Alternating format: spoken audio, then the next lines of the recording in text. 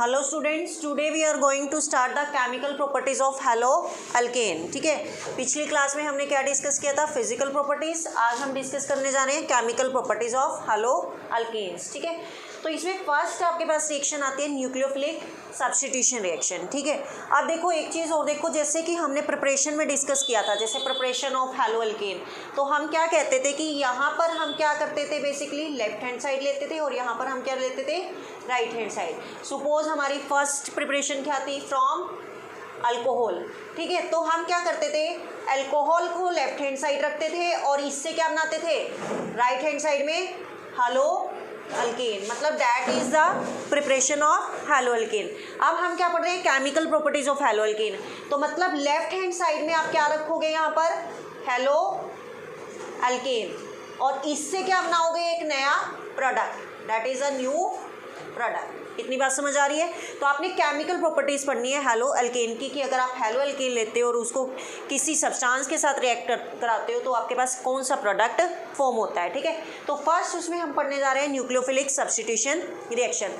Nucleophilic substitution reaction का मतलब क्या है, कोई न्यूक्लियोफाइल होगा, कोई न्यूक्लियोफिलिक मतलब कोई ना कोई क्या होगा, न्यूक्लियोफाइल होगा, और वो क्या करेगा, सब्स्टिट्यूट करेगा किसी ग्रुप को, सब्स्टिट्यूट क्या करेगा, किसी ग्रुप को करेगा, तो उसको हम क्या बोलेंगे, न्यूक्लियोफिलिक सब्स्टिट्यूशन रिएक्शन। अब देखिए न्यूक्लियोफाइल बेसिकली हमने डिस्कस करना है, न्यूक्लियोफाइल क्या होता है। न्यूक्लियोफाइल जिसको हम क्या बोलते हैं, basically that is a nucleus loving, यही होता है, या फिर जिसके पास क्या होते हैं, एक्सेस ऑफ इलेक्ट्रॉन्स होते हैं। ठीक है, एक्सेस ऑफ इलेक्ट्रॉन्स होते हैं, उसको हम क्या बोलते हैं, न्यूक्लियोफाइल।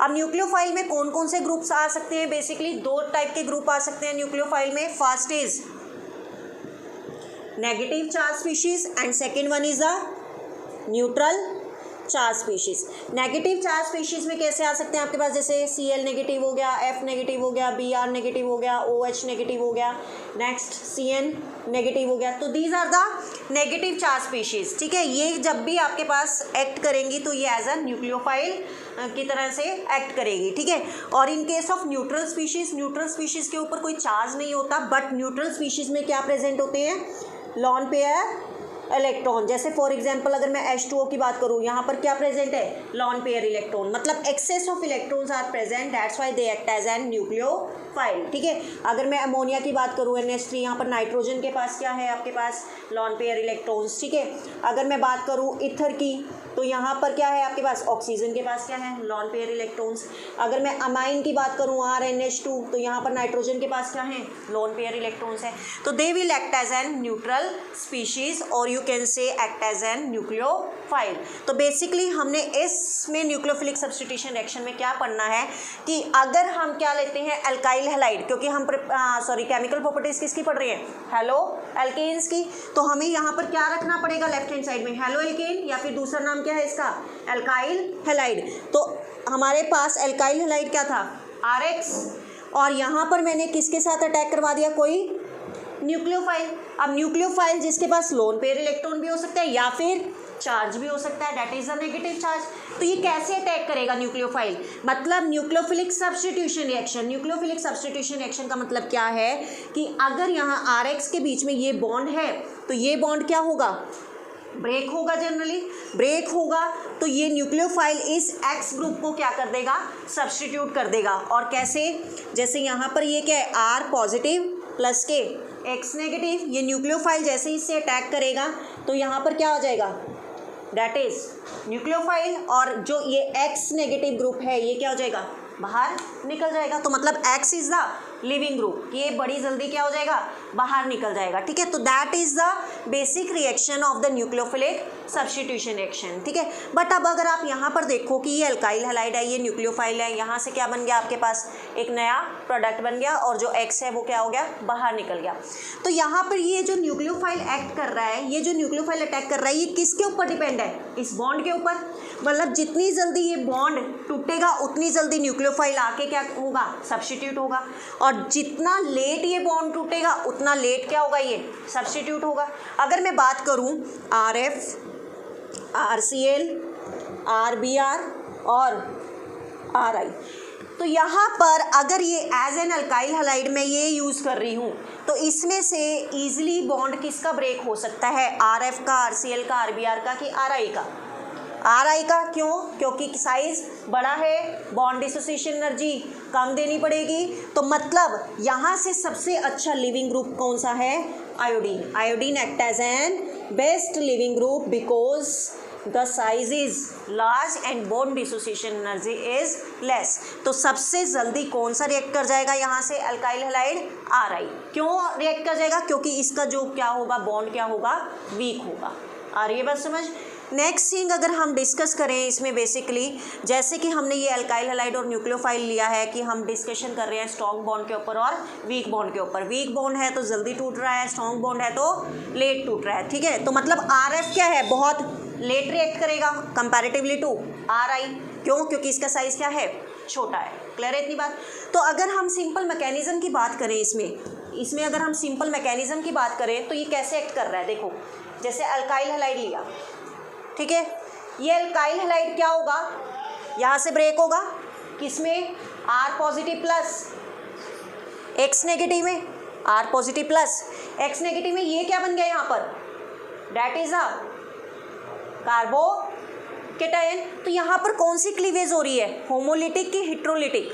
यहाँ पर क्लीवेज कौन सी हो रही है बेटा? अगर होमोलिटिक क्लीवेज होती ना, जैसे ये है, यहाँ पर 2 है तो यहाँ पर फ्री रेडिकल बनता, समझ रहे हो? यहाँ से ब्रेकेज होती तो इसके पास फ्री रेडिकल आता, इसके पास फ्री रेडिकल आता।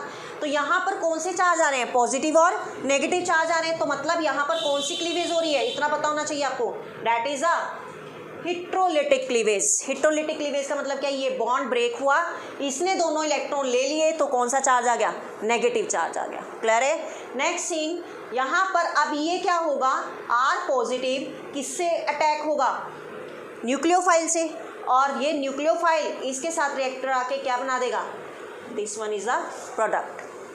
अरे बस समझ? तो that is a simple mechanism that is involve in this reaction. हाँ जी, ये जो ऑर्डर था आपके पास कि आयोडीन जल्दी रिएक्ट कर जाएगा, ये किसके बेसिस पे था, that is based on the compatibility factor. Compatibility के ऊपर था ना कि इसका साइज बड़ा है कंपैरेटिवली टू उसका साइज क्या है, फ्लोरीन का छोटा है। बट इन केस ऑफ अगर मैं पोलैरिटी की बात करूँ, पोलैरिटी जैसे RCl है, RBr है और RI है, पोलैरिटी के बेसिस पे, पोलैरिटी मतलब इलेक्ट्रोनेगेटिविटी के बेसिस पे यहाँ पर कौन सा ग्रुप ज़्यादा पोलर है, मतलब कौन सा चार्ज एक्वायर कर लेगा पॉजिटिव और नेगेटिव ईजिली, RCl की RI, RCl, क्योंकि ये तो बॉन्ड इजीली ब्रेक हो जाएगा। तो यहाँ पर ये बॉन्ड को तोड़ना थोड़ा मुश्किल है, इसके पास क्या आ जाएगा, पार्शियल नेगेटिव चार्ज, इसके पास क्या आ जाएगा, पार्शियल पॉजिटिव चार्ज। तो मतलब it is more polar as comparatively to this.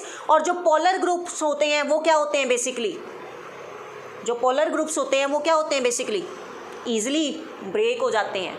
Polar groups क्या हो जाते हैं, इजीली ब्रेक हो जाते हैं। तो उसके बेसिस पे तो क्या है, RCl की पोलैरिटी बहुत अच्छी है, तो मतलब यहाँ से ये बॉन्ड इजीली ब्रेक हो जाएगा और न्यूक्लियोफाइल क्या कर देगा, इस क्लोरीन को क्या कर देगा, रिप्लेस कर देगा। ठीक है, फॉर एग्जाम्पल अगर मैं एग्जाम्पल की बात करूँ तो इसमें कुछ आपके पास एग्जाम्पल्स हैं जिनकी सब्सटीट्यूशन होती है।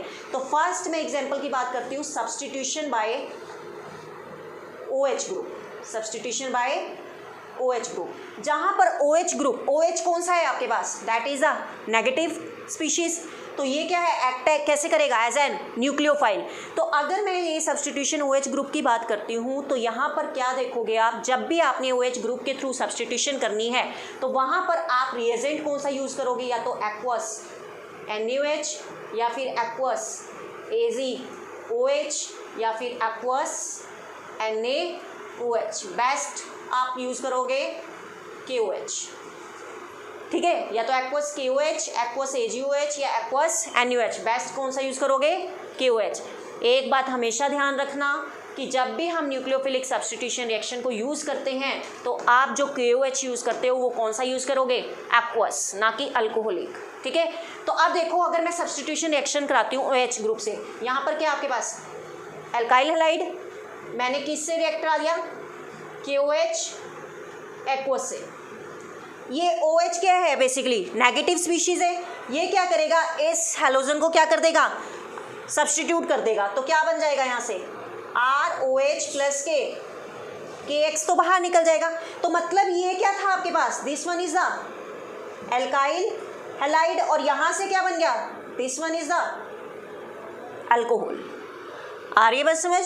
जैसे फॉर एग्जाम्पल अगर मैं यहाँ पर एल्काइल ग्रुप ले लेती हूँ CH3, X की जगह मैंने क्या ले लिया Cl, इसके अंदर मैंने क्या डाला KOH एक्वस, तो आपके पास क्या बनेगा यहाँ से CH3OH, मतलब क्लोरोमीथेन या फिर मिथाइल क्लोराइड से क्या बन गया, डेट इज मिथेनॉल। क्लियर है। तो अगर आपको एल्काइल हैलाइड से अल्कोहल में कन्वर्जन करनी है तो आप क्या डाल दो, कोई भी डाल दो, एक्वस KOH, एक्वस AgOH और एक्वस NaOH, आप कन्वर्ट कर दोगे। आ रही है बस समझ। क्लियर है। फर्स्ट सब्स्टिट्यूशन क्लियर है, नोट डाउन करो फिर आगे चलें। ए क्या पढ़ा था आपने, substitution by OH group. Next substitution by cyano group. Cyano group कौन सा होता है, डेट इज Cn। ठीक है, जब भी आप सब्स्टिट्यूशन करोगे Cn ग्रुप से तो आप यूज करोगे KCN, पोटेशियम साइनाइड। ठीक है, KCN या फिर silver cyanide, that is AgCN। ठीक है, आप देखो उनको यूज कैसे करना है, वेरी वेरी इंपॉर्टेंट रिएक्शन है ये, ध्यान रखना। अब आपको क्या लेना है, प्रॉपर्टीज पढ़ रहे हो, एल्काइल हैलाइड लोगे, this one is the RX plus किसके साथ ट्रीट करा दो, KCN के साथ। Cn क्या है यहाँ पर, नेगेटिव स्पीशीज, ये क्या कर देगा, इस X को सब्स्टिट्यूट कर देगा, मतलब इसको हटा देगा और अपने आप आके क्या हो जाएगा, सब्स्टिट्यूट हो जाएगा। तो यहाँ से क्या हो गया, RCN प्लस KX बाहर निकल गया, ये क्या बन गया, this one is the alkyl cyanide. Clear इतनी बात, that is the alkyl cyanide. Suppose I will take an example of CH3Cl plus KCN, यहाँ से क्या बनेगा अब आपके पास CH3CN प्लस KCl, ये क्या बनना था आपके पास, that is the methyl chloride या क्लोरोमीथेन, ये यहाँ से क्या बन गया, that is the methyl cyanide. Alkyl cyanide था तो क्या बन गया, मिथाइल साइनाइड।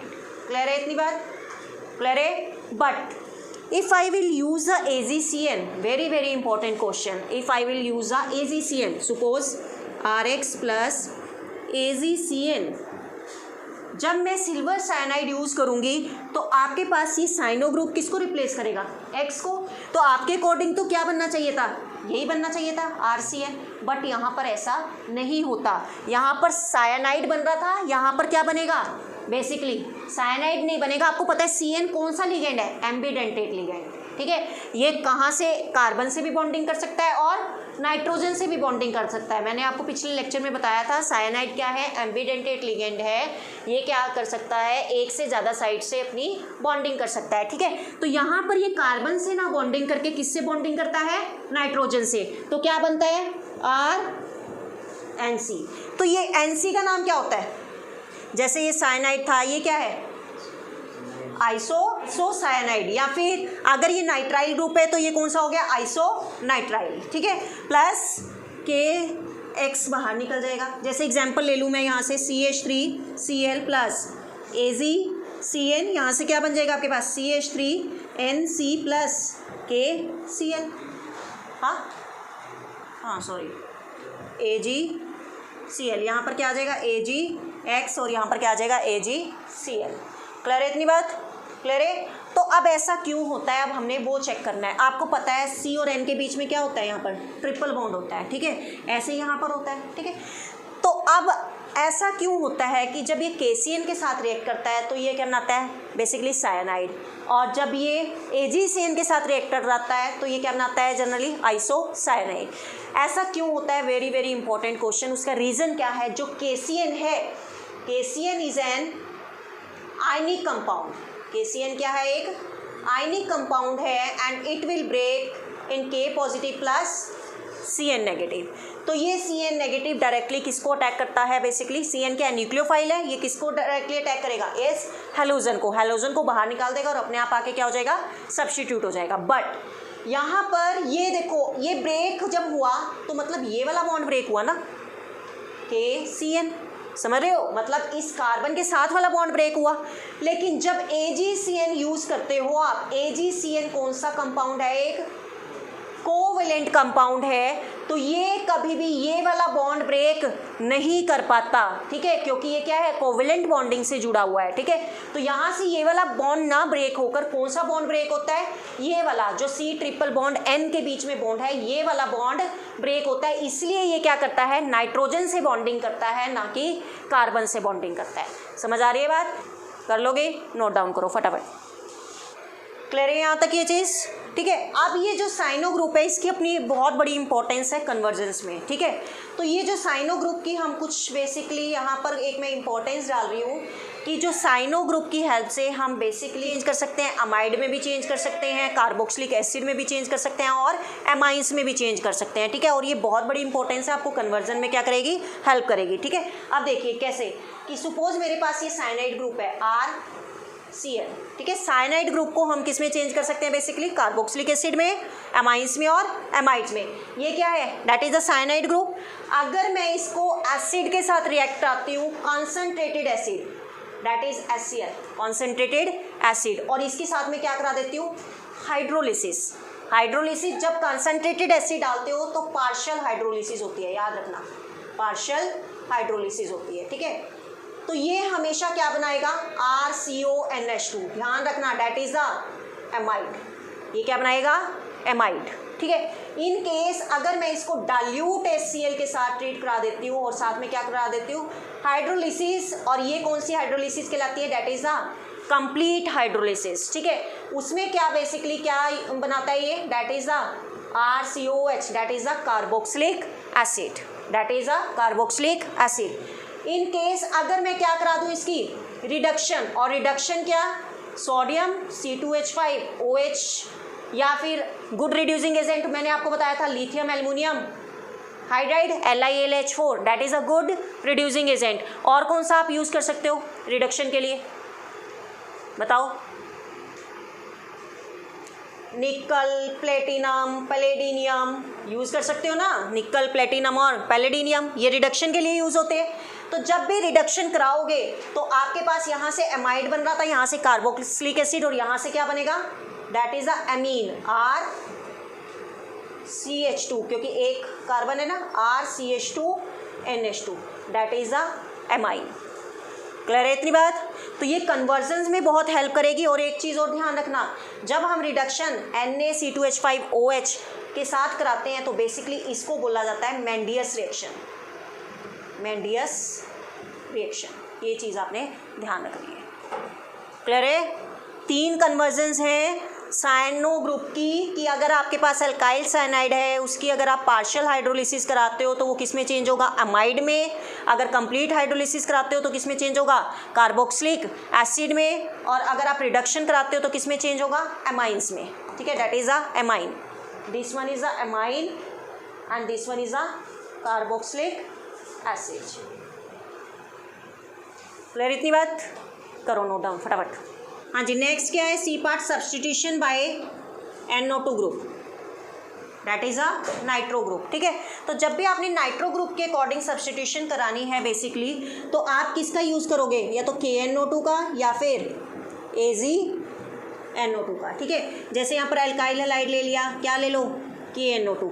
अब अगेन यहाँ पर जैसे आप KCN और AgCN का यूज़ कर रहे थे, यहाँ पे ये क्या है, आयनिक कंपाउंड है, तो बेसिकली ये यहाँ से ब्रेक होगा, NO2 इसके थ्रू क्या हो जाएगा, सब्स्टिट्यूट हो जाएगा, इस X को बाहर निकाल देगा, क्या बन जाएगा, RNO2 प्लस KX, ठीक है। But in case if I will use the AgNO2, तो यहाँ से AgNO2 क्या हो गया, अगेन कोवेलेंट कंपाउंड, तो it will not break from here, AgNO2 से ब्रेक नहीं होगा। अगेन NO2 क्या है, एक एम्बीडेंटेड लिगेंड है, ये नाइट्रोजन से भी बॉन्डिंग कर सकता है और ऑक्सीजन से भी बॉन्डिंग कर सकता है। तो यहाँ पर जो आपके पास कंपाउंड बनेगा RONO प्लस AgX, क्लियर। तो ये क्या बन गया, that is a nitro alkane, that is a nitro alkane. और यहाँ पर ये क्या बन गया, that is a alkyl nitrile, alkyl nitrile, ठीक है। एग्जाम्पल के तौर पे आप समझ सकते हो, R is an alkyl group, आप कोई भी एग्जाम्पल ले लो, X हेलोजन ले लो, कोई भी Cl ले लो, क्लियर। जैसे फॉर एग्जाम्पल अगर मैं यहाँ पर लूँ CH3Cl प्लस KNO2, यहाँ से क्या बनेगा CH3NO2 प्लस KCl, तो ये क्या बन गया नाइट्रोमीथेन। अगर मैं इसके लिए एग्जाम्पल लूँ CH3Cl प्लस AgNO2, यहाँ से क्या बनेगा आपके पास CH3ONO प्लस के AgCl, ये क्या बन गया मिथाइल नाइट्राइल। क्लियर कर लोगे, तो that is a substitution by NO2 group. Clear, फटाफट नोट डाउन करो फिर आगे चलो। हाँ जी, नेक्स्ट देखिए, नेक्स्ट एग्जांपल क्या है, substitution by amine group. Amine group कौन सा होता है NH3, तो यहाँ पर आप क्या लोगे alkyl halide plus amine group. अब एमाइन ग्रुप क्यों एक्ट कर रहा है एज ए न्यूक्लियोफाइल, क्योंकि नाइट्रोजन के पास क्या है यहाँ पर लॉन पेयर इलेक्ट्रॉन्स है। ठीक है, तो यहाँ से क्या होगा बेसिकली, जो ये NH3 है इसको मैं ऐसे लिख सकती हूँ NH2 और H लिख सकती हूँ, डेट इज अगेन NH3। ये क्या होगा, ये H और X बाहर निकल जाएंगे और NH2 क्या हो जाएगा, ये इस X को रिप्लेस कर देगा, तो क्या बन जाएगा RNH2 प्लस के HX बाहर निकल गया।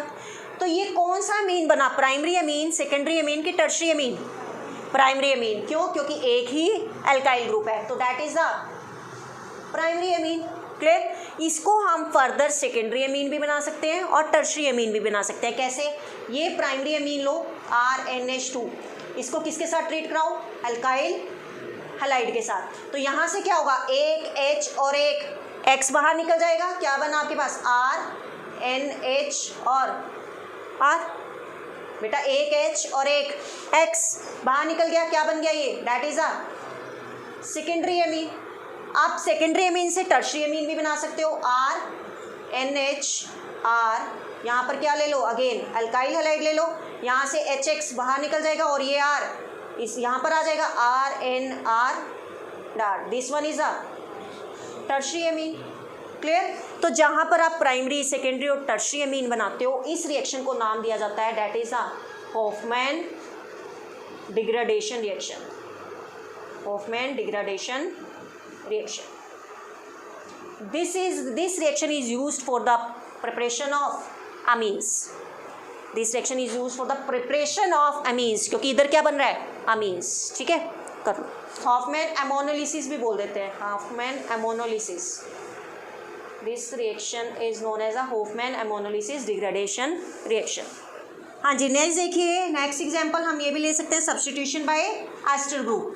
तो यहाँ पर क्या लो एल्काइल हैलाइड, एस्टर ग्रुप के लिए आपको लेना पड़ेगा silver salt of carboxylic acid, जो कि हमने किस में लिया था बोरोडीन हांस-डिकर रिएक्शन में, क्या लिया था RCOAG, that is the silver salt of carboxylic acid. यहाँ से क्या होगा, ये जो Ag है ये X के साथ बाहर निकल जाएगा और ये जो एस्टर ग्रुप बचा है ये क्या कर देगा, इस X को क्या कर देगा रिप्लेस कर देगा। ठीक है, तो क्या बन जाएगा RCOOR प्लस AgX, तो this one is the ester group, this one is a ester group. ठीक है, तो ऐसे बहुत सारी सब्सटीट्यूशन रिएक्शंस हैं न्यूक्लियोफाइल्स में। जो न्यूक्लियोफाइल्स है जैसे हमने बताया OH के साथ कर सकते हैं, Cl के साथ कर सकते हैं, Br के साथ कर सकते हैं, मतलब नेगेटिव स्पीशीज़ और न्यूट्रल स्पीशीज़। ठीक है, उनके साथ हम क्या कर सकते हैं बेसिकली न्यूक्लियोफिलिक सब्सटीट्यूशन रिएक्शन को कैरी फॉरवर्ड कर सकते हैं। आ रही बात समझ, क्लियर है फर्स्ट। तो यहाँ पे हमारी फर्स्ट केमिकल प्रॉपर्टी खत्म होती है हैलो एल्केन की, that is the nucleophilic substitution reaction. Second हम पढ़ेंगे एलिमिनेशन रिएक्शन, वो हम नेक्स्ट वीडियो में नेक्स्ट लेक्चर के साथ आएंगे। बेटा कोई प्रॉब्लम होती है in mean time you can do comment and ask. Okay, thank you.